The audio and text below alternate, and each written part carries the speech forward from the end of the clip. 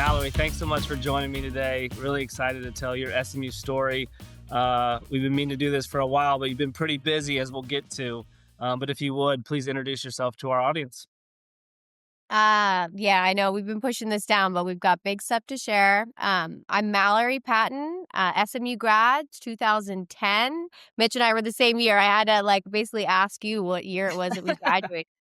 Man, time flies. But yeah, It does. founder of Saint Spritz, and just happy to be back on, connected again with the SMU community. I know it's great to have you. A lot of fun stuff to share on your end. We always start by taking it back a little bit, and we'll start to age ourselves a little bit here. Oh no. Um, Tell us about your SMU origin story. I know you're from the Northeast, from New Jersey. How do you find SMU? What drew you there? And kind of share that first moment on campus, and that maybe that those early years that got you there. Yeah, so my oldest sister went to Vanderbilt and her roommate had transferred to SMU. And so when the middle sister of my family was applying to colleges, my oldest sister was like, "Hey, Jordan, I think you should check out SMU. Like, Dallas is amazing. I think you'd really love it." So she had applied and Jordan went there, and she's 2 years older than me. So when I started the application process for school, I went down and visited her in Dallas at SMU. And after one weekend, I was like, I love this place. I don't want to go anywhere else. I don't even know if I applied anywhere else, to be honest. But yeah, that's how I found SMU. And from the East Coast at that time, not a lot of people had known Right. about it. So it's um, kind of different for me to branch off with all my friends going up on the East Coast or the city, and took the chance and went down to Dallas. And I think it was probably one of the best choices I've made so Yeah. far. No, I mean, as we get to, I mean, so many of these stories are either a family member that went there. It's not on a lot of college campuses, kind of their college counselors, especially at that time, maybe pushing it from where you were. But yeah, thankful that your sister's former roommate transferred and started it, because then you went, and then your older sister, and then a younger sister as well, right? So the So family's my on middle board. sister and I, the oldest sister was Okay. at Vandy, and then that's how we had found Okay. out about the school. But yeah, both Perfect. sisters there, and we had So some overlap. Fun. it was warm weather. The campus sold you. And was Yeah, it I think it was. I liked that it was Dallas was a big city. I had spent a bunch of time in New York growing up, obviously being from New Jersey, but I liked that Dallas was a small, big city. SMU being kind of nestled there right in Highland Park, where you're like a short drive down to downtown, but also had that feeling of a neighborhood and community, was a big draw for me. So that was pretty much it for me after I visited. And obviously the campus is so beautiful right? and it was a great It's, size. it's unique in the fact that I feel like you get a college town atmosphere in, a giant metro, so you get a little bit of everything, right? Which is hard to beat, 100%. and maybe 100. Vanderbilt's getting that more and more now as Nashville grows, but, when you stepped on campus, what was 18-year-old Mallory like? Did you know, "I wanna be a lawyer, I wanna work in marketing"? Kinda what was your thought process? Or was it, "Hey, let's just get on into school, take a bunch of classes, and kinda see what fits"? Honestly, for me, it was like SMU first. I didn't know what I wanted to study. I know my sister was CCPA, which is Okay. communication. So she enjoyed that. And I think it was a really broad stroke to what you could apply that to. So I started off in communications. I always loved advertising. And so I made that my minor. But that's kind of how I started. I didn't really know what I wanted to do when I graduated. I knew that I wanted to do something in the luxury marketing or maybe the Okay. hotel space, but I wasn't aware of where that would take me. Right. So as you're spending your 4 years on campus, and now knowing what you know now about kind of your evolution of your career and kind of what would interest you and what would be your passion, what is it about that time at school or the environment SMU builds that kind of has led to these successful entrepreneurs? I feel like SMU is such an entrepreneurial mindset, alumni base. Can you put, you know, a thought to anything about why that might Yeah. be? I think SMU has a lot of great talent come out of it. I think for me, really it was the network, because I look at my journey and going to SMU, and it was I got down there via my sister, but once I was there, just the friends that I made just within the community, but also at the school, kind of turned each rock to the next. Like I remember or like it was almost like too easy for me at graduation. It was like my sister's one of her close friends had this great job. It was like kind of like an internship with the W Hotel doing their corporate marketing and event planning with Ghost Bar. And she was going back to Cape Town, South Africa. So like her job was going to be opening up and it was lining up right for when I graduated. So I kind of went like right into a job, which obviously was because of my relationships at SMU. And it turned out to be like one of the best first jobs ever. And that was all due to a connection through the community. It is cool. Yeah, I think that's something we talk a lot about on this is the power of that SME network, right? And you touch on it there, and we were talking about it earlier. It's one thing, you got to go to school, you take your classes and build those hard skills, but the dynamic community at SMU is like who you're from New Jersey, you got people from Florida, international, South Africa, like California, all these people and their backgrounds and their networks that you're able to kind of lead into. You got to take advantage of that stuff while on campus and build those relationships. Can you kind of maybe touched on advice you'd give a past self knowing now kind of how important that stuff is or advice to future students now and how important it is to kind of grow those relationships while on campus? Yeah, I think honestly, my advice is just say yes to opportunities. I feel like I was always really open to new opportunities. And I think that's kind of the entrepreneurial spirit is just saying yes and giving everything a try, right? Like you never know till you give it a shot. And I think that's something I would definitely encourage other people, but also I think is a big part of my journey is just taking a chance and trying it. Yeah. So let's talk about that journey. You communications, advertising, but you mentioned a relationship through some of your friends led you into the hospitality world. What was that first job? You mentioned it being such an incredible experience and kind of walk us through those first few years out of school, what you were doing, and kind of what you were building personally. I think you might have actually been part of that journey when I was working at the Ghost Bar in Dallas. I, jumped right into this role at graduation and I was doing the corporate marketing and event planning, which kind of Yeah. was like dealing with all the big corporations like Pepsi and throwing their annual meetings. And I was kind of thrown right into that. And my boss that was above me was a DJ and a close friend of the owners of Nine Group. Mhm. Um, but really was like, all right, you're here to do it, take over this job. And like, I was probably too young to take over that job. But it turned out being a really, a really great experience and got me kind of a diverse set of skills that I just had to figure out as I went. And it was a really cool experience to be part of that hospitality scene. I think a lot of the stuff I learned there has been applicable to my journey to Saint Spritz in a weird, Yep. strange way. And I did that after graduation. I stayed in that role for I think 2 or 3 years. And then, it was really fun. But I think the event planning side is really it's a grind and Right. you work super late nights. So I said, I got to professionalize this a bit and move more into the B2B sales Mhm. side. And Mhm. that's when I took a sales role at a commercial architecture firm and then was doing mostly B2B sales, ground up development of hospitality projects. So hotel and retail mixed use developments in the Dallas Fort Worth area.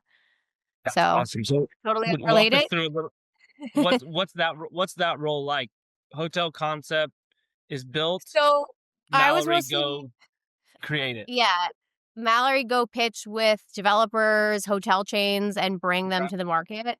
And I think with all of my roles, I just had no experience and I just dove head first. So I remember when I got to my desk at the architecture firm, I was like, okay, well, here I am. I don't know anything about architecture, but I do know something about networking Yep. and, building that piece first. So what I did was I got on LinkedIn and I added everybody in the Dallas Fort Worth Metroplex that was a real estate broker, Uh-huh. developer, hotel, office, mixed use developer, and just started there. And anyone that would meet with me, I met with them. And I ended up, I think, in my first 3 months, getting a contract with Marriott to develop a ground up hotel. So kind of from there, just kept doing my thing. And it's Okay. honestly helped me in what I'm doing today. So after I was at that company for 4 or 5 years and then I got married and had kids and did all that. And then when we launched Saint Spritz and I got into this beverage world, I was like, okay, I don't have any contacts in beverage. What do I do? I was Yeah. like, this is my playbook back from my SMU to architecture days, was just network. And I got on Right. LinkedIn. I was like, here we go again, beverage, and added everybody that I could find and started there. I love it. I mean, you hold true to the say yes, you're a risk taker, you're willing to kind of put yourself in these uncomfortable situations. And to your point, that's what, you know, building a career can be, right? You got to do things that maybe you didn't expect yourself to do. And ultimately, you didn't know you'd be an entrepreneur, but all those skill sets from events to probably you still luxury brands and sales kind of all create this skill set Yeah. to Saint Spritz. So, that'll be the focus of it for today. We were talking, everyone probably has a dream of starting their own product or CPG product that they can see on the shelves or, you know, meet the taste that they want to create, but it's not that easy. So we'll start here. How did the idea come about? So my brother-in-law got married in Italy. I guess this is now 2 or 3 summers ago, and so as a family, we were over there, and we were just crushing Aperol Spritz. And even at, like, his wedding, the open bar line was a little bit long, but the line, Yeah. like, at the Spritz bar was crazy. And we came back to where we live in Puerto Rico, and obviously it's an island, so stock on goods is smaller anyways, but we couldn't find Aperol because people were drinking so much of it. And anytime we had a party, like, I would make one Aperol Spritz, and then, like, I ended up making 40 because everyone's like, "What's that?" Because it's so, like, bright orange and, Right. like, a curious looking drink, and we were just drinking it all the time. And, Jojo and I would have this, like, funny joke with each other where I would text her, and I'd be like, "Are we spritzing?" And we Yeah. just kinda looked at each other and we're like, "God, these are such a pain to make." Like, if I just wanna have 1 spritz, I end up throwing away a whole good bottle of Prosecco because I just wanted Right. 1. My husband doesn't drink a ton, so, like, it's usually just me. And then if you go to a hotel bar, it tastes amazing, but then you go to some dive bar and it's horrible, and there was Yeah. no consistency. And even between, like, when me and JoJo were making them, like, I made them differently because I put in more Aperol or she put in more soda water. We were like, "Why isn't this just, like, you can grab it at the shelf, Yeah. crack it, and it's perfect every time?" So we went to the store and we bought, like, every one that was available, and we're like, "None of these taste like the spritzes we love." And they certainly did not hit, like, the vibe that we loved of the Amalfi Coast and everything you were seeing Yeah. on White Lotus, like, that Right. that departure that you feel. So we just decided to make our own, and honestly, we didn't really think too much about it. We were like, "Let's just try this." Yeah. And my husband is a serial entrepreneur, so when JoJo and I are sitting there, we're like, "Should we do this?" Literally the next day, my husband was like, "So when can we hold a can? Where are you getting this produced?" And it was just like every day him asking me. And so I just got on Google and it was like, what are factories that will produce small batch runs of your product? Like, and it was just brick by brick every day. And eventually it was like, whoa, we actually have a company here. And so, you built it out of need, right? You guys needed your own spritz in Just a can desperate that need for drinks. how did you guys come up with the name? Or kind of what came first? It was, all right, we think there's something here. Obviously, you product tested, you saw what was out there. You both knowing, hey, you probably have a good hunch this could work if we branded it right, we created the right flavor. Um, what's the next step, right? You start doing a ton of research. I'm sure that's overwhelming because Yeah. there's a I million think different things you got to get done, right? I think what was so interesting to us is, like, as we started breaking apart, like, okay, we needed it to taste just like an Aperol Spritz. We needed, but we were like, it's really important that this is better for you. Like, we needed to be available in Whole Foods. And Right. then we looked at the Whole Foods guidelines for what needs to be in products to meet standards to hit shelves. And a lot of the stuff that when we started peeling back the layers on what was in our spritzes was like not allowed. Red dye 40, yellow 6. Like, Yeah. I had no idea all these things were in the spritzes I loved so much to Yeah. drink. So we were like, okay, that's gonna be our challenge, is like we need to make this without all those dyes. And that was a big challenge to get it to be like that bright orange using all natural coloring. Mhm. Um, and we did it. And so I think like that was like a big breakthrough, that we had this like great taste originally. And this is like a anecdotal funny story. The name originally was Lay Spritz. And then Okay. again, by brick. I then started working with a trademark attorney, and she was like, yeah, there's like no trademark. Lay is the, and Spritz is the general term, so you can't use that word. And I remember being so bummed because I had all these like prototype cans, and I was kind of like, this is the name. And my husband said to me something that, it's really awesome to have like a serial entrepreneur living with you as your mentor. Definitely. He's like, Yeah. don't let that don't let that knock you down. Do you know that before Nike was Nike, it was Blue Ribbon? I was like, I didn't know that, but thank you for sharing. And so he's like, get to Let's the table and go. get better. And I was like, okay, right, we're gonna be Nike. And so I was thinking about all the places, and Jojo and I are like, where are the places that we drink Saint Spritz? It's like Saint Bart's, Saint Tropez, all these like saint places. Yeah. Yeah. Like Saint Moritz is a big ski Yeah. place in Europe that's big for spritzes. So we're like, what about Saint Spritz? And I remember early on, a consultant or someone told us, like, when you have the name of what your product is, especially in CPG, like in the title. So like it's Saint Spritz, you have like an automatic 50% uplift in like brand awareness because people can Wow. say like when someone's like Oreo cookie, it's like, that Yeah. these are cookies. Yeah. Yeah. Yeah. So yeah, that's Interesting. how we got to it. I love it. I mean, it's a great name. So I think in that early stage, right, you have that whiteboard and endorphins are high. You guys are so excited about what this could be, right? This aspirational product. We want it to be in Whole Foods. We want it to be healthy. We want it to be everything that you guys would drink and take as a product. But then you start doing all that research, all that comes along with it. Was it daunting at that point and kind of like, can we really do this? Or was it even more motivating to say, hey, maybe there isn't anyone meeting this standard. And if we do execute, we're even more onto something. I was always really excited because I was like, I think this is a great product. It's a great taste. I don't think anyone has captured always what I call like LVMH vibes in a can. Mhm. Like kind of Mhm. what Perrier does for sparkling water. It didn't feel like Yeah. there was anything available in a can that did that. So I always felt confident in that.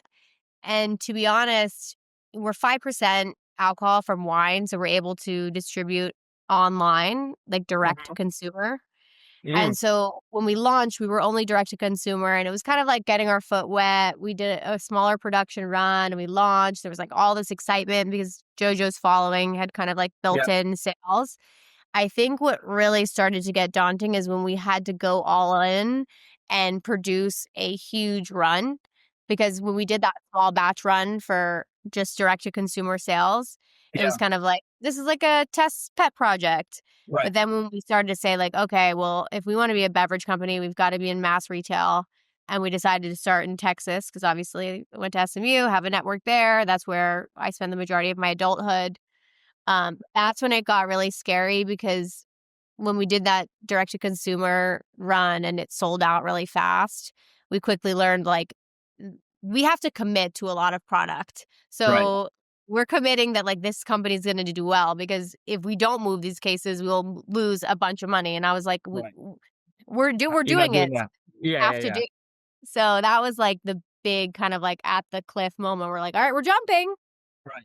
Right. Yeah. We can make this small batch and we're willing to lose the money because it is, we did it, but now, okay, wow, this is people want this. Are we ready to go all in and make this a business, commit to it full time? I imagine hiring people.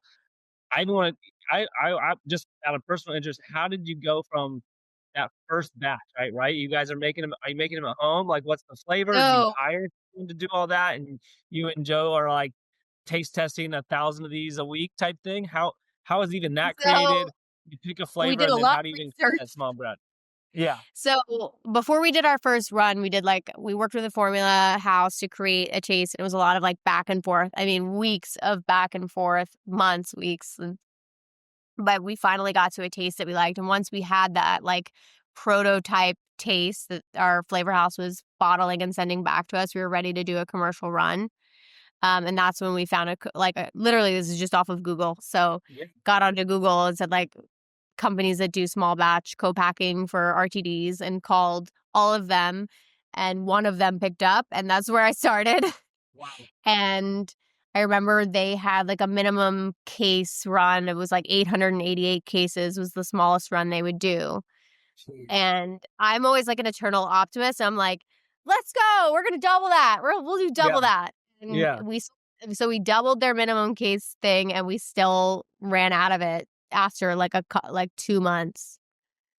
So it was just kind of figuring it out. Like we got the Yeah. taste, and then we found someone to commercially produce it, and then like just kind of step You by said step. step by step. So you do that small run direct to consumer between y'all's network and kind of audience. It sells out, and the feedback is, this is what we need in our life. This is, where has this been our whole life? Yeah, the feedback was amazing. Obviously, it did super well DTC. So then as we sat there, we're like, okay, well, now we got to start to figure out retail. And that's honestly like the hardest part. Anybody can make a product and sell it online and with enough Yeah. ad spend, move products. But we started trying to get distribution for Texas, and it was hard. Like nobody wanted, even with that great DTC performance, like Yeah. nobody wants to take you because there's so many products. And not an SMU Connect, but actually a Dallas Connect. Are you familiar with Katie Beal Brown of Yeah. Ranchwater? Yeah. She's Someone an I SMU connected. grab. Okay, she's SMU too. Yeah. Yeah. Yeah. Okay. Then maybe that's how I knew her. I can't even connect all Yeah. my dots now because I got so Yeah. much going on. Her and I Her and her connected, and husband both. Okay. really good friends. And she just it always blew me and JoJo away because obviously she's got a canned RTD. We would like otherwise be a competitor, but like having this personal connection and friendship with her, she was like, "Let me take you under your wing. Like, come under my wing. I'll show you how to do this." She's like, "Don't do this, Amazing. this, and that." And she was like, "You need to be with the Beer Network." And we hadn't even thought of that because we were wine based.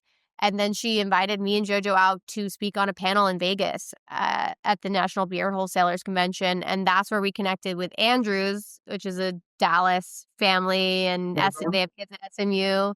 And it was kind of serendipitous. And they were like, we totally get this product. We love it. We did like a Zoom with them after the convention. And it was so sweet. It was like the whole Andrews family on the Zoom. And they were like, oh my Wow. God, we're obsessed with Italy. We love this product. Like, we want to help you guys launch this. And that was really how we got going for Texas. And the Andrews family helped us put together the rest of the Beer Network for Texas because without going too much into detail, the Beer Network is fragmented by county versus Right. like if you sign a distribution agreement with one of the big national distributors, it's like one footprint. Um, And so this is all new to you too, right? Learning this yeah, almost I had no idea. negotiating. Yeah. So they like truly, it was another SMU Connect with the Andrews family. They were so helpful and basically made all the intros to me for, I think it was 9 different groups we needed to Wow. convince to take on our brand. Um, And then you and need all 9 of those to be able to have scale and reach throughout the whole state, right? Because yeah, maybe you can yeah, get into this county in Dallas, but if you need to go north or elsewhere, yep. it's a different And partnership that puts you in. if you don't have it, if say it was only the Andrews family that bought into us, then like you get a retailer like HEB or Total Wine, and they're like, yeah, we can't like give you just this one section. Like, we want to give you like, if we're putting you into a planogram, which is like the map of the store, Yeah. you need to have Yeah. mass distribution. So it's like this crazy pressure that like, you can't do anything till you get a distributor to sign you. Wow. Um, and so yeah, So I didn't even realize SMU to thank for yeah, that too.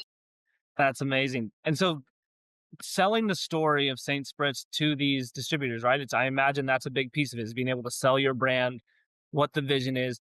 How are you guys? And it sounds like you guys have done a great job and had a lot of thought towards the messaging and the marketing of Saint Spritz, right? You mentioned the LVMH kind of mentality. How are you guys branding yourselves? Kind of where do you see yourself in that category? And kind of what's that story that you guys have built that I think resonated with all these department stores and distributors to be able to, sift through all the other startups that are Yeah. potentially knocking at their door and want to work with you all. Well, I think we had a couple things going for us. Like there was just this crazy rise of the Aperol Spritz. And then I think at the same time, you had people really starting to care a lot about what they're putting in their bodies, right? So like a lot of news around red dye 40 being really terrible for you. Mhm. So you had kind of a better for you consumer evolving out of that.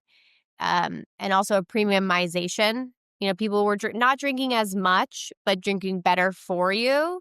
So it's kind Right. of this sweet spot of like, okay, well, if we emerge and like our kind of what I say elevator pitch is we're the better for you, ready for you spritz.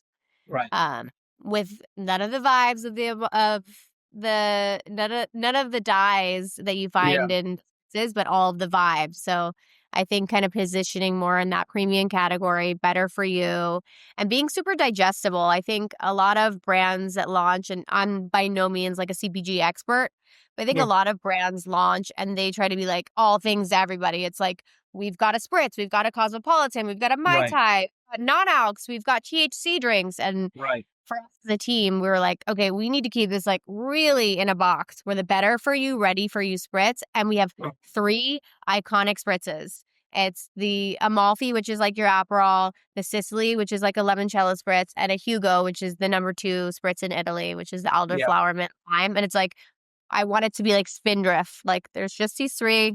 Yeah. It's not super complicated. If you're looking for a spritz, this is the brand for you. Not like, oh, I just happen to like RTDs. Right. And the branding and the kind of design is all Amalfi Coast, escape away from your day life and get to the coast, right? Yeah, I think that that's probably my like SMU advertising coming into play, because I think the vibe that we were trying to bottle up is when you see the can, it's that stripe and it's supposed to be a Right. nod towards the umbrellas on the Amalfi Coast. And our slogan is a departure in every can. And we wanted to kind of wrap up kind of in the same way that Corona does for beer, to have something that's more of like an experience. And Mhm. I think what you saw on Instagram is like so many influencers and brands going to Italy, and there's just like huge travel after COVID to Italy, but like not super attainable for everybody to go to Right. Europe. So let's Right. create an experience for the consumer that gives them that a little taste of that, like aperitivo hour. And you could be in your backyard with your girlfriends watching your kids play and like crack it open and feel that elevated moment Yeah. of a spritz on a balcony in Positano. No, it's been so fun to watch the messaging and the way y'all market, and you guys perfected it, and I'm sure it's proud for you to see. So you get with Andrews Beer Network. We're in Texas. Kind of where are you today? Where can people find you? And then kind of what's the next phase? As I know, in this world, a little bit of success breeds more success, which even makes the operations even more challenging and a whole new set of hurdles that you guys have got to take on. Well, yeah, so with Andrews, we launched, this was now last January, would be like our official launch into retail. And we only had Total Wine, which I got via LinkedIn, and HEB through Katie Beal. Katie Beal introduced me to the buyer for HEB, and those were like 2 really huge wins for us. So we had last January launched into HEB and Total. And then last summer, we launched 2 new flavors, the Sicily and the Hugo, because we launched with just the 1 SKU because we wanted to Mm, just like keep things simple. totally. And we had all 3, and that's when we got a test within Target. Um, in Dallas, Fort Worth. Another nod to the Andrews family. They got us a meeting and we got it set up. And it did really well. Like in our test in Target last summer, I moved my family back to Texas and I was just like living inside Target. And Mhm. we did, I think, like $278 per store per week, which was 10x the category or something that Wow. for wine-based RTDs. So Target came to us and they were like, this is doing really, really well. We want this in the whole state of Texas. So we were like, oh, yes, Target, let's go. And Yeah. so we did state. And then in October, they were like, okay, this is going really well. We want this for the whole United States. And we Yeah. all looked at each other and we were like, this is huge, but also like, it's going to be impossible, because that was October, like last October. And in the alcohol world, October, November, December is like the busiest time of Crazy, year. right? Yeah. You can't accomplish anything.